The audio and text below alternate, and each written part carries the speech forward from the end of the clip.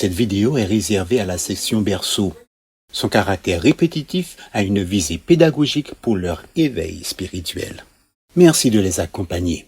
Bonjour amis de la Bible, c'est Tonton Jim et aujourd'hui j'ai une histoire très spéciale pour vous. Elle s'intitule Le bon berger.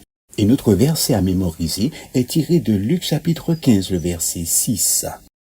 Réjouissez-vous avec moi, car j'ai trouvé ma brebis qui était perdue.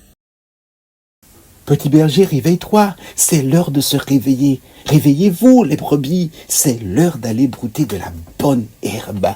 Réveillez-vous les petits moutons, c'est l'heure de prendre un bon petit déjeuner. Mais, ne bougez pas mes brebis, ne bougez pas mes petits moutons, c'est l'heure où le berger va compter ses brebis. 1, 2, 3, 4, 5, 6, 7, 8, 9, 10. Mais le bon berger continue à compter. Il continue à compter jusqu'à 100. Le bon berger a 100 brebis. Est-ce que toutes les brebis sont là? 97, 98, 99 et 100. Youpi! Toutes les brebis du troupeau ont été comptées et toutes les brebis sont en sécurité. Le soleil brille de tout son éclat. Il fait très chaud. Les brebis ont très soif. Les petits moutons aussi. Mais... Les brebis sentent qu'il y a de l'eau quelque part. Oui, le berger amène son troupeau où il y a beaucoup d'eau. Une eau fraîche et limpide. Tous les moutons sont heureux et courent vers l'eau pour se désaltérer. De l'eau fraîche pour tout le monde. Et après avoir bu une bonne eau fraîche, le bon berger amène tout son troupeau dans un lieu où il y a beaucoup d'herbe. Mais il faut marcher, beaucoup marcher. Maintenant, les brebis sont fatiguées. Restons un instant ici, dit le berger. Toutes les brebis sont rassemblées et les petits moutons aussi. Mais de grosses mouches volent autour des brebis et autour des agneaux. Les petits moutons sont très embêtés. Elles volent autour de leur tête, elles volent autour de leur nez. Zing, zing, zing. Il y a vraiment de quoi être embêté et faire des bêtises. Les petits moutons frappent du pied. Ne bougez pas, restez tranquille, dit le berger.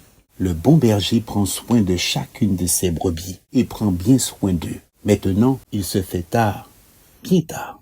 Le soleil va se coucher. C'est l'heure de retourner à la maison. Le bon berger ramène toutes ses brebis à la maison, dans la bergerie. Il les compte chacune afin de s'assurer qu'aucune ne manque. 97, 98, 99. Oh, il manque un agneau. Où est-il passé? Alors le bon berger laisse les 99 brebis dans leur bergerie et part à la recherche de l'agneau qui s'est perdu. Petit mouton, où es-tu? Petit mouton, où es-tu? Le bon berger crie de toutes ses forces. Est-il près de l'eau? Non, il n'est pas là. Est-il derrière l'arbre? Non, pas du tout. Où est-il passé? Chut, chut, écoute, mais. Te voilà! Le bon berger court à sa rencontre et le place sur ses épaules. Le petit mouton est en sécurité. Merci, monsieur le bon berger de l'avoir trouvé.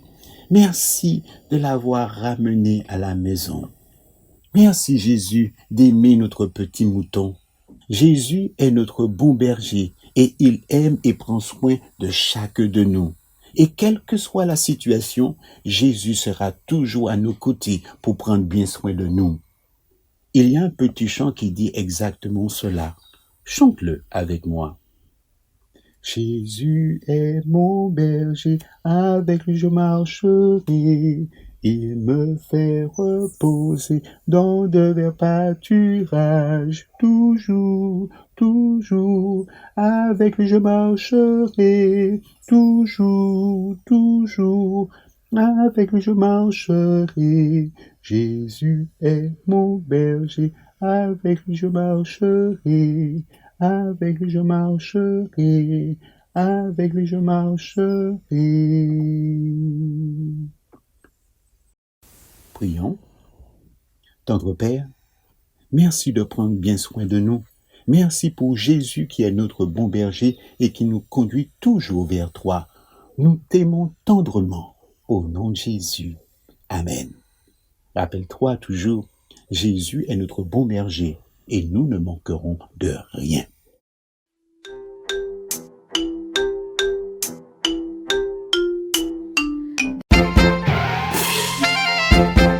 Bonjour mes amis, c'est Lorena ici et aujourd'hui je suis venue pour vous raconter une belle histoire qui s'appelle La brebis perdue. Notre verset à mémoriser dit comme ça: Et moi, je suis avec vous tous les jours jusqu'à la fin du monde. Et il se trouve dans Matthieu 28, 20. Aujourd'hui, nous allons apprendre que Jésus veille sur nous en tout temps. T'est-il déjà arrivé de perdre tes parents de vue lorsque tu étais dans un magasin ou peut-être dans un parc? T'es-tu senti perdu? As-tu pleuré? Tu t'es probablement senti comme la brebis de notre histoire, que Jésus un jour a racontée. Un berger avait 100 brebis. Il les soignait bien.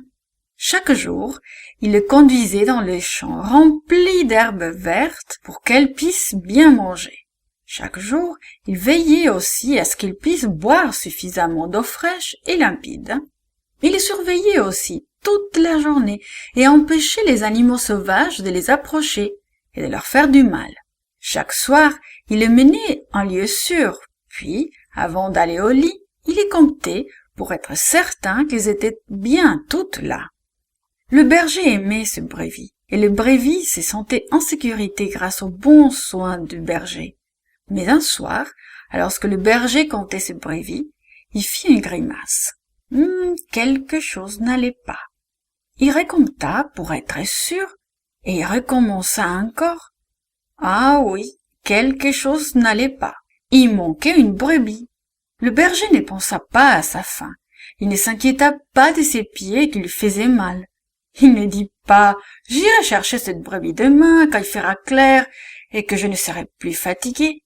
Il ne dit pas non plus « Oh, j'ai encore 99 brebis ici, je n'ai pas vraiment besoin de celle qui manque ». Non, pas du tout. Le berger aimait chacune de ses brebis, et il ne voulait pas en abandonner une seule. Il décida donc de partir à la recherche de sa brebis perdue, même dans le noir. Et ce n'est pas facile de chercher une brebis dans la nuit. Il se cogna contre les rochers, il se griffa les jambes contre les buissons épineux. Mais au loin, il entendait les appels de sa brebis perdue qui avait peur. Elle savait qu'elle ne serait pas en sécurité tant qu'elle ne serait pas avec le berger. Le berger avançait tout en écoutant le cri de la brebis. Il savait qu'il allait dans la bonne direction et qu'il approchait. Tout d'un coup, à la lumière de la lune, il aperçut sa brebis coincée dans un buisson plein d'épines. Avec douceur, le berger la détacha du buisson. Il ne fit pas attention aux épines qui le piquaient et lui griffaient les mains. Il voulait libérer sa brebis et la ramener en sécurité à la maison. Quand elle fut enfin dégagée, le berger la mit sur ses épaules et la porta jusqu'à la maison. Elle était lourde, mais ça ne dérangeait pas le berger. Il était tellement heureux de l'avoir retrouvée. Et la brebis était contente, elle aussi. Elle savait qu'elle n'aurait jamais pu se dégager toute seule, mais qu'elle était maintenant en sécurité. Jésus est notre berger, et nous sommes ses brebis. Il aime tout le monde, et il veut que nous soyons gentils avec tout le monde aussi. Il prendra soin de nous, tout comme le berger a pris soin de sa brebis. Et un jour, il reviendra et nous emmènera à la maison, au ciel.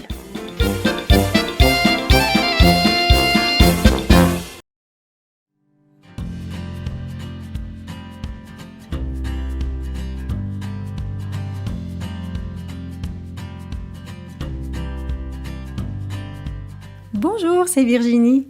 La leçon d'aujourd'hui a pour titre « L'ombre recule ». Le verset à mémoriser se trouve dans Ésaïe 38, verset 7. « L'Éternel accomplira la parole qu'il a prononcée. » Carrie était malade, si malade qu'elle pensait ne jamais guérir. Jour après jour, elle se sentait de plus en plus mal. Et jour après jour, elle priait pour que Dieu la guérisse. Dieu entendit ses prières et elle guérit. Carrie apprit que Dieu répond aux prières. Le roi Ézéchias l'apprit aussi. Peut-être pour la première fois de sa vie, le roi Ézéchias est impuissant et il n'aime pas cela du tout. Normalement, il contrôle la situation, mais maintenant il est malade. Il pourrait bien mourir. Il ne peut rien y faire. Seul Dieu peut faire quelque chose pour lui. Il pourrait faire un miracle. Le roi Ézéchias se tourne et se retourne sur son lit. Sa tête lui fait mal et ses plaies lui causent des douleurs lancinantes. Il ne mérite pas cela. Il a été un bon roi. Il a obéi à Dieu et a été fidèle. Il a fait ce que lui disaient les prophètes. Qu'allait-il lui arriver maintenant? Allait-il guérir? Dieu aime Ézéchias et il sait qu'il a des questions. Il envoie donc le prophète Ésaïe lui parler. Ésaïe détient une nouvelle que le roi ne veut pas entendre. Il dit au roi aussi gentiment que possible « Voici ce que dit l'Éternel. Mets tes affaires en ordre, parce que tu vas mourir. Tu ne guériras pas. » Puis Ésaïe quitte le palais. Être un messager de Dieu n'est pas toujours agréable. Le roi Ézéchias tourne son visage vers le mur, loin de ses serviteurs. Il se met à sangloter profondément en pleurant et le bruit se répand dans tout le palais. Son cœur est brisé. Les serviteurs sont effrayés. Ils veulent l'aider, mais ils ne le peuvent pas. Tout le monde se sent impuissant. Mais dans cet instant d'immense faiblesse, le roi se tourne vers Dieu. Il revoit toute sa vie passée à suivre Dieu. « Souviens-toi comment je t'ai suivi fidèlement, et avec une dévotion du fond du cœur, dit Ézéchias. » Il recommence alors à pleurer. Dieu a pitié d'Ézéchias. Il renvoie Ésaïe vers le roi avec un nouveau message. Ésaïe dit « Voici ce que dit l'Éternel. J'ai entendu ta prière et j'ai vu tes larmes. J'ajouterai 15 années à ta vie. Voici le signe que le Seigneur te donne pour te montrer qu'il fera ce qu'il a promis. Sur l'escalier d'Akaz, qui était au soleil, l'ombre est descendue. Eh bien, le Seigneur va la faire remonter de 10 marches. L'ombre allait reculer sur le cadran solaire. Ensuite, Ésaïe indique au serviteur le traitement appliqué au roi. Il le soigne et le roi va mieux. Ézéchias vécut encore 15 ans et continua à servir le Seigneur.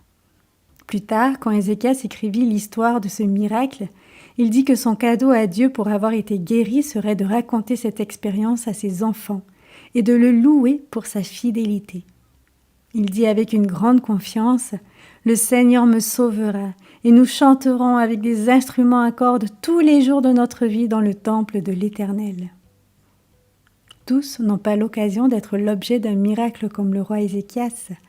Des gens tombent malades et meurent, mais il y a de l'espoir quand même. Dieu a promis qu'un jour, Jésus reviendra pour nous emmener au ciel. Lorsqu'il reviendra, il ressuscitera tous ceux qui lui ont été fidèles. Au ciel, nous vivrons éternellement avec lui. Et personne ne tombera plus malade, ni ne mourra. Nous pouvons croire en cette promesse, parce que Dieu tient toutes ses promesses, tout comme il l'a fait pour Ézéchias.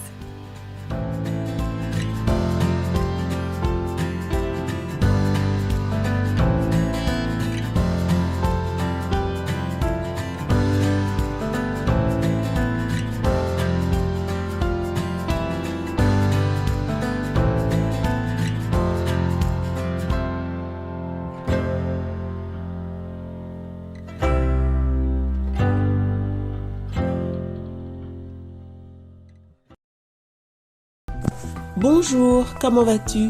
C'est avec beaucoup de plaisir que je te retrouve pour explorer une nouvelle étude qui a pour titre « Le journal de Néhémie ». Mais avant de commencer, j'ai quelques questions à te poser.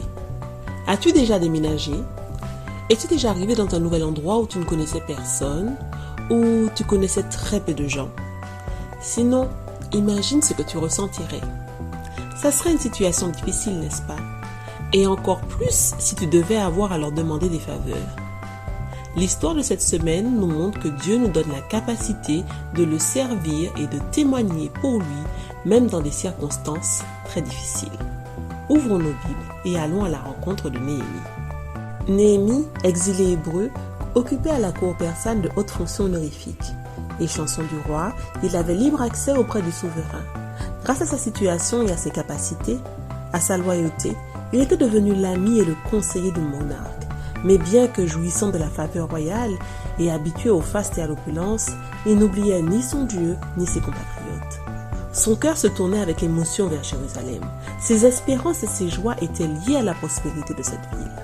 Le patriote hébreu apprit par des messagers de Juda que Jérusalem, la cité de Dieu, traversait de cruelles épreuves. Les exilés qui étaient retournés connaissaient le malheur et l'opprobre. Accablé de tristesse, Néhémie ne pouvait plus ni boire ni manger. Il pleurait et fut plusieurs jours dans la désolation. Il jeûna.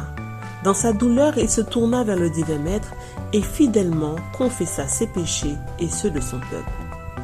Alors que Néhémie priait, sa foi et son courage se fortifiaient. Il suppliait le Seigneur d'accomplir sa promesse. Si vous observez mes commandements et les mettez en pratique, alors quand vous serez exilés à l'extrémité du ciel, de là je vous rassemblerai et je vous ramènerai dans le lieu que j'ai choisi pour y faire résider mon nom. Cette promesse avait été faite à Israël au nom du Seigneur par Moïse avant qu'il s'établisse en Canaan et elle attendait depuis des siècles son accomplissement. Le peuple de Dieu était maintenant revenu à l'Éternel, le cœur plein de repentance et de foi, la promesse divine s'accomplirait certainement. Néhémie attendit 4 mois, le moment favorable pour présenter au roi sa requête. Bien que son cœur fût pendant ce temps alourdi de tristesse, il s'efforça de paraître joyeux en présence du monarque. Dans les salles somptueuses et imposantes du palais, tous devaient avoir l'air heureux. Nul ennui ne devait paraître sur le visage des serviteurs royaux. Mais dans ces heures de solitude, loin des regards indiscrets, Néhémie était vu de Dieu et des anges qui entendaient ses prières, ses confessions et ses larmes. Toutefois, la douleur du patriote hébreu ne pouvait demeurer longtemps secrète. Ses nuits d'insomnie, ses jours d'inquiétude laissaient des traces sur son visage. Le roi inquiet lui posa cette question. « Pourquoi as-tu mauvais visage ?» Cette question remplit Néhémie de crainte. « Je fus saisi d'une grande crainte, écrit-il. Les lèvres tremblantes, les yeux inondés de larmes, il révéla la cause de son chagrin. Que le roi vive éternellement, répondit-il. Comment n'aurais-je pas mauvais visage lorsque la ville où sont les sépulcres de mes pères est détruite et que ses portes sont consumées par le feu? Le rapport de la situation de Jérusalem suscita la sympathie du monarque sans éveiller ses préjugés. Il posa une nouvelle question qui permit à Néhémie de dire ce qu'il avait depuis si longtemps sur son cœur. « Que demandes-tu » dit le roi. Mais Néhémie ne se hasarda pas à répondre avant d'avoir cherché conseil auprès de celui qui était plus puissant que le roi. « Je priais le Dieu des cieux, dit-il, et dans cette courte prière, il obtient du roi des rois une force qui pouvait gagner les cœurs. » Pendant sa courte prière adressée à Dieu, Néhémie raffermit son courage pour faire part au roi de son désir d'être relevé de ses fonctions à la cour. Il lui demanda l'autorisation de se rendre à Jérusalem pour restaurer ses ruines et en faire à nouveau une place forte. Le roi accéda à sa demande. La bonne main de mon Dieu était sur moi, dit Néhémie. Le voyage de Néhémie à Jérusalem s'effectua sans encombre. Les lettres du roi, destinées au gouverneur des princes situés sur le trajet de l'homme de Dieu, lui assurèrent des réceptions honorables et une assistance empressée. Cependant, le fait d'arriver à Jérusalem avec une escorte militaire, montrant que Néhémie avait une mission importante, excita la jalousie des tribus païennes qui vivaient près de la cité et avaient si souvent témoigné leur hostilité envers les Juifs en leur adressant des injures. À leur tête se trouvaient les chefs Sambala, Tobija et Kéchen. Dès l'arrivée de Néhémie, ils virent d'un mauvais œil les activités de l'homme de Dieu et s'efforcèrent de faire échouer ses plans en entravant son œuvre par tous les moyens. Néhémie était chargé d'une mission royale. Il devait réparer les murailles de la ville avec la participation des Israélites. Mais il ne voulait pas exercer son autorité. Il chercha plutôt à gagner la confiance et la sympathie du peuple, car il savait que cette grande tâche exigeait autant l'union des cœurs que celle des mains. Lorsqu'il réunit ses hommes dans la matinée, il leur présenta les arguments susceptibles de stimuler leur courage et de regrouper les fidèles dispersés. Ils répondirent « Levons-nous et bâtissons ». Ils sont partis mettre leurs vêtements de travail, ils ont saisi leurs outils et ils commencèrent à travailler. Cette sage prévoyance et cette ferme résolution devraient servir d'exemple à nous chrétiens, chers amis. Il ne suffit pas de prier avec foi, mais il faut aussi travailler prudemment et avec diligence.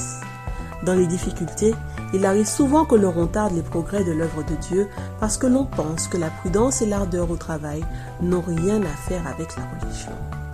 Mais Néhémie ne se considéra pas sa tâche accomplie après avoir pleuré et prié devant Dieu. La fidélité de Néhémie envers son Dieu et son peuple lui permit de bien le servir. Rappelle-toi, mon ami, notre verset à mémoriser. Servez-le en vérité de tout votre cœur, car voyez ce qu'il a fait de grand en votre présence. Tu trouveras ce verset dans 1 Samuel 12 au verset 24. Prions. Tendre Père, nous te louons, nous te bénissons. Nous te demandons, Seigneur, de nous guider, de nous devancer et de nous orienter comme tu l'as fait pour Néhémie, Seigneur. Aide-nous à reprendre courage, à tenir bon lorsque nous devons accomplir ta volonté, même lorsque les autres ne sont contre nous. Aide-nous à te demeurer fidèles et à te servir et à servir les autres.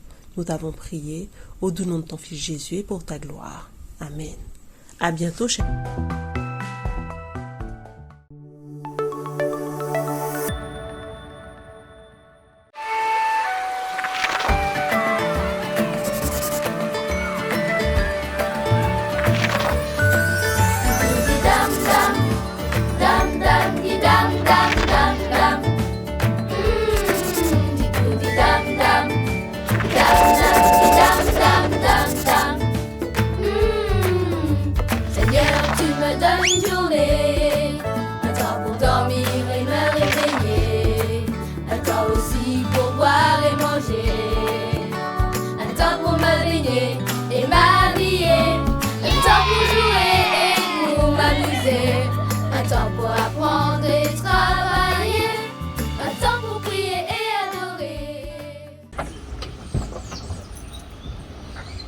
Ah, les enfants, vos parents y en ont prévu aujourd'hui et finalement je suis bien contente d'avoir pu vous récupérer.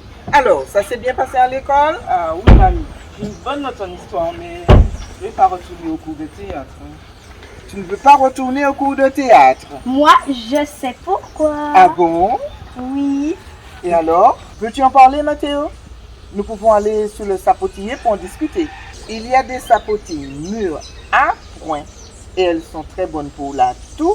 Elles sont aussi riches en vitamines A et C et elles aident à lutter contre les infections. Allons-y, mamie.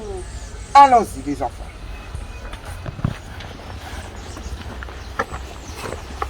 Nous y sommes, mon chéri. Raconte-moi tout. Au cours de théâtre, le professeur cherchait quelqu'un pour mettre les couverts. Ça faisait partie de la scène. Comme tous les élèves de la classe avaient déjà leur rôle, je me suis proposé. Vu que j'ai l'habitude de mettre la table à la maison, bien sûr, moi, elle. Sauf que maintenant, tout le monde dit qu'il est une fille manquée. Qu'il veut être une fille, des trucs de ce genre, et qu'il est bizarre. Il y a beaucoup qui disent que ça ne fait rien et de pas m'en faire. Et on peut être une fille ou un garçon si on choisit de l'être. Enfin, je ne les comprends pas.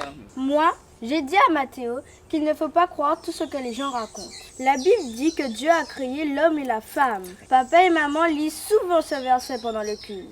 Vous souvenez-vous, les enfants, vous avez décidé de gérer avec Dieu et vous avez fait le bon choix. Fille ou garçon, mets le couvert, ballet, cuisine, danse, joue, rit et pleure. L'un n'est pas supérieur à l'autre. Ce que l'un ne peut pas faire, l'autre l'aide à le faire avec amour et respect, les enfants. Sans mépris, sans sans violence. Sous le coup, j'étais bien prêt à me battre contre eux, mais après, je me suis dit, bon, laisse tomber. Il y a des faibles qui sont là, bref. Je suis fier de toi, mon chéri. J'ai fait mon choix et je sais que mon genre vient de Dieu. Je suis un garçon et mon créateur a choisi le bon corps pour moi. Cela me fait penser à une chanson que j'ai écoutée il n'y a pas très longtemps, les enfants. Elle est en portugais. Tu connais le portugais, mamie? Waouh, mamie, c'est trop top. Trop chouette, mamie. Et qu'est-ce qu'elle dit, la chanson? Elle dit ceci. La Bible m'enseigne que dans son immense amour, le merveilleux Créateur fit des petits garçons et des petites filles. Je ne suis pas né dans le mauvais corps. Mon Créateur qui m'aime tant a choisi le bon corps pour moi. J'aimerais bien apprendre cette chanson, hein, mamie? Je crois qu'il y a 3 strophes. Ah oui, voici la suite. Je suis une petite fille, je suis un petit garçon. Grand garçon. Super, mamie, continue. Nous ne sommes pas des accidents, ni des erreurs dues au hasard. Je suis un petit garçon différent des filles et c'est super. Je suis une petite fille et c'est beau et merveilleux. Je m'accepte tel que je suis et j'accomplis ce pourquoi j'ai été créé. Mamie, je suis trop content d'avoir fait le bon choix et d'avoir pu gérer avec Dieu. Bien. La sapotis nous aide à lutter contre les infections, tout comme Dieu qui nous aide à lutter contre tout ce qui peut nous faire du mal. Oui, ma chérie, Dieu est bon. Il fait tout à la perfection. Voulez-vous le remercier avec moi pour tous les choix excellents que nous pouvons faire avec lui? Oui, mamie. Ah oui, mamie. Ok, alors prions. D'accord. Seigneur, aide-nous à faire les choix les meilleurs pour ta gloire. Amen. Amen.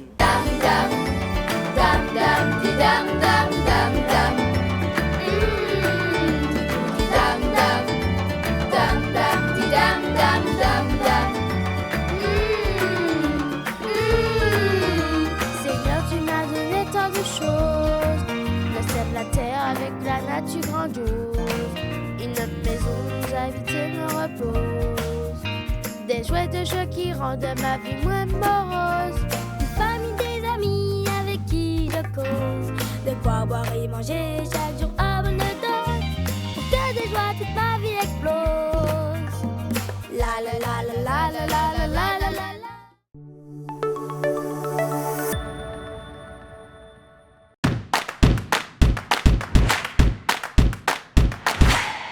Salut les amis, si vous aimez nos vidéos, abonnez-vous et n'oubliez pas le petit pouce bleu.